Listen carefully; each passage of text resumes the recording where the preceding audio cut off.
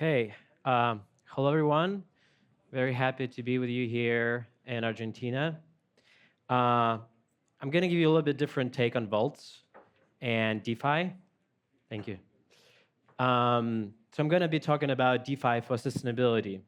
And in the next 10 minutes, I will try to answer questions. What is DeFi for sustainability? Why we need it? What is Octant? And why you should care? And how it all relates to vaults. Can you raise your hand if you heard about Octant? Okay, maybe 20%. We're gonna fix it today. So why we need sustainable DeFi? So some of you might know that Ethereum Foundation is the main fund of Ethereum. And it still has a runway, but it's not infinite. And Ethereum Foundation spends per year between 100 and 140 million dollars, which is a significant amount. And at the current burn rate, we have maybe between 4 and 8 years, depending on the market condition and depending on spendings. So the Ethereum Foundation aims to reduce their spend from 15% to 5%. And it shows us that Ethereum needs to be funded long term. So in 24 report, one of the statements from EF is relying on one or a few organizations to do this majority of this work would be a risk to the ecosystem. And this is true. And in the last couple of years, more organizations started funding Ethereum, like Layers 2, like projects that fund public goods like Octant, Gitcoin, Givit, and others. And any structure like this, like Ethereum, needs a function similar to a budget in a government. And we're kind of relying on EF for now, but we cannot rely on this forever. EF Treasury policy from 2025 is saying we have for a long time simply held ETH, but are now increasingly moving into staking and DeFi, which is an important signal for all of us that about what I just said and about the fact that Ethereum Foundation is starting using the technology that we already built in dog fooding itself, essentially, to create the sustainability for longer. And it's not a secret for anyone that current financial system is crumbling. And DeFi created this way for individual growth in trustless manner in the last 5 years, but we still yet to see the collective growth. And we also need more trusted models because trust in political institutions is very low now. I think everybody's going to agree with that. And we also need more transparency and verifiability. So we want to be able to see where the funding goes, where the funding coming from, where the capital is coming from, and how it's distributed. And we also need new trusted models. We're building trustless systems, but we need to build trustless systems that we actually trust. The paradox of it is that what we're actually looking for. So what is Octant? I'm going to give you a little history. We launched in summer 2023, and our goal was to create sustainable models to fund projects that are underfunded and not captured by existing market mechanisms like venture capital funds, etc. And the way we are doing this, and we decided to create models that gives community a voice, that captures community preferences for the most valuable projects that is expressed in the amount of funding that is given to those projects. So up to date, we ran 9 funding cycles, and we distributed over $30 million to over 240 projects. Every cycle is like an epoch that runs for 3 months, accumulating the capital, and at the end of this, a community decides how this funding is going to be distributed. The way we're doing this is Octant V1, which is the backstory of Octant, is powered by 100,000 ETH and staked in Ethereum proof of stake coming from Golden Foundation. So over this course of the last 2.5 years, we used different funding themes, but mostly we focused on open source software running Ethereum, like protocol guild projects, Solidity, Viper, etc. So what is DeFi for sustainability and how it relates to vaults?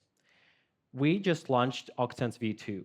We launched Octant Vaults that is a new use case for existing paradigm. It's built on top of ERC 4626 standard, and it's very simple. You deploy the capital, and you choose where yield goes. So instead of users just claiming back their yield, there's a system that allows to continuously supply yield to allocation address of your choice. And one of the benefits of this is you don't have to claim it back because sometimes it can trigger certain legal effects. And if somebody wants to fund project that they like, it's very simple. They deploy the capital and they don't just claim it back whenever they want to take it back. And the way it's distributed, you can choose, for example, protocol guild, and it just goes there, or you can choose between different recipients or a specific allocation address that gives the community a power to decide. Essentially, what we're doing is a tokenized funding. So our system is built on top of Yarn architecture that we extended and created new primitives. There are single strategy vaults and multi-strategy vaults. We support base assets like ETH, USDC, and USDS. We also support yield-bearing assets, both rebasing and non-rebasing tokens, which means if you have yield-bearing assets in any DeFi protocol, you simply can deploy this, and you can point yield to any allocation address. And right now, you can use it in our Safe app that we released last week. So what are the benefits? So the first, as I said, you fund things you care about without sacrificing your capital. And it's very different from classical donation model because people usually get tired of this, or people don't do this at all. There's such a thing as known as donation fatigue. But in this case, you keep your principal and you just donate yield. It's a set and forget model. You don't need to claim anything. It just happens automatically. And when you're ready, you can take your principal back. And another important feature is there's a protection of the principal against loss. So if a strategy that the capital is deployed into has a loss, then the yield covers that loss first before being deployed into an allocation address. So why you should care? Well, the first part is the first slide. Ethereum Foundation has a certain runway, and this problem exists. And the question is how it's going to be funded and who's going to be making decisions of where Ethereum goes. And for different ecosystems, layers 2, if you have your treasury, you can just deploy this into Octant Vaults, and you can choose either an allocation address or distribution address and allocate yield for your critical infrastructure and critical projects. There is a significant amount of assets that right now are unused in different ecosystems, and you can both fund your ecosystem and support Ethereum. And it's fun. So the world tells us a different story. The world tells us a story that we need to accumulate as much money as possible to ourselves. And this is a story rooted in scarcity, that resources are not enough for everyone. So I'm inviting you to think differently. I'm inviting you to think abundantly. And actually, giving is fun. It makes you happier. And not because you get benefit from it, not because somebody tells you it's a free rider problem, but because it's enjoyable experience. And the last thing I want to say today is I have a little different take on Ethereum and blockchains overall. So Ethereum is for everyone, but to me, it's not about individual ownership. It's about collective ownership, and it's about the process of co-creation together. Think about it. You have a wallet, but your wallet doesn't have tokens. Your wallet has a private key that allows you to access your tokens. And only because all of the nodes are running and validating this transaction every day, every second, you can access those tokens.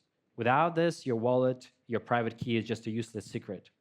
So it's only through collective ownership and collective co-creation we can build Ethereum long term.